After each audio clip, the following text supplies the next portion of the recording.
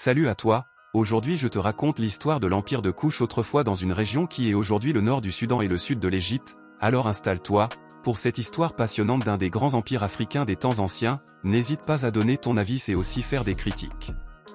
Le royaume de Kouch est l'appellation que les Égyptiens antiques ont donnée au royaume qui s'est établi au sud de leur pays dès l'Ancien Empire. Ce royaume a eu une longévité peu commune et trouve ses origines dans les cultures néolithiques qui se sont développées dans le couloir nilotique du Soudan actuel et de la Nubie égyptienne. Voici un résumé de l'histoire du royaume de Kouch.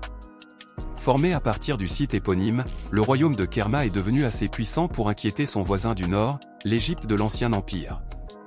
Les Égyptiens organisaient déjà des expéditions vers le cœur de l'Afrique, et les terres contrôlées par les Nubiens étaient incontournables pour ces expéditions commerciales. Les Kouchites étaient considérés comme belliqueux et déterminés à maintenir leur contrôle sur les routes commerciales régionales. Longtemps considérée à l'aune de la civilisation égyptienne, la culture kouchite a été reléguée soit au stade d'une principauté dépendante des pharaons, soit à celui d'un avatar de cette civilisation. Cependant, des études plus récentes ont montré que le royaume de Kouch était une culture et une civilisation indépendantes. Il a réussi à synthétiser les apports culturels de ses voisins, y compris ceux de l'Égypte. Kouch représente l'ultime évolution de cette civilisation aux alentours de l'ère chrétienne, alors que Rome dominait l'ensemble des cultures de l'Antiquité méditerranéenne. Le royaume de Kouch a prospéré en Nubie, le long du Nil, et a atteint son apogée avec la 25e dynastie. Les souverains kouchites ont été tour à tour partenaires commerciaux, adversaires et vassaux des pharaons égyptiens. Ils ont également conquis l'Égypte entre les 8e et 7e siècles avant Jésus-Christ, fondant un empire qui dominait à la fois la Nubie et l'Égypte. La capitale impériale de Kouch a été déplacée à Méroé, où elle a prospéré jusqu'au 4e siècle après Jésus-Christ. La culture du royaume de Kouch était une riche mosaïque d'art, de religion et d'écriture, résultant d'un mélange de traditions autochtones et d'influences égyptiennes. Malgré ces influences égyptiennes, la culture kouchite a conservé une identité distincte, reflétant la résilience du royaume et sa capacité à assimiler et à s'adapter.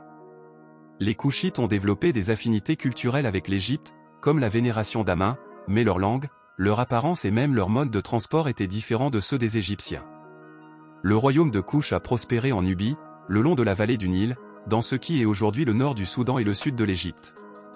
La région de Nubie a été l'un des berceaux précoces de la civilisation, produisant plusieurs sociétés complexes engagées dans le commerce et l'industrie 3.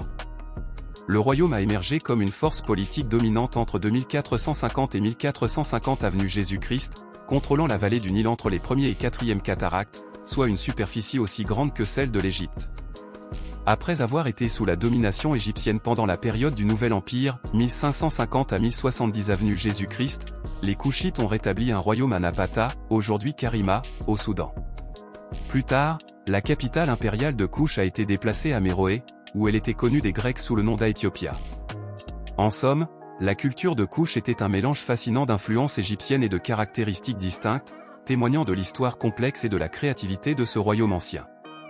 En somme, le royaume de Kouch a laissé une empreinte durable sur l'histoire de l'Afrique et du monde antique. Nos sources, Wikipédia, Le Point, Afrique Reveil, Universalis, National Geographic. Merci d'avoir regardé cette vidéo et à la prochaine pour une nouvelle vidéo.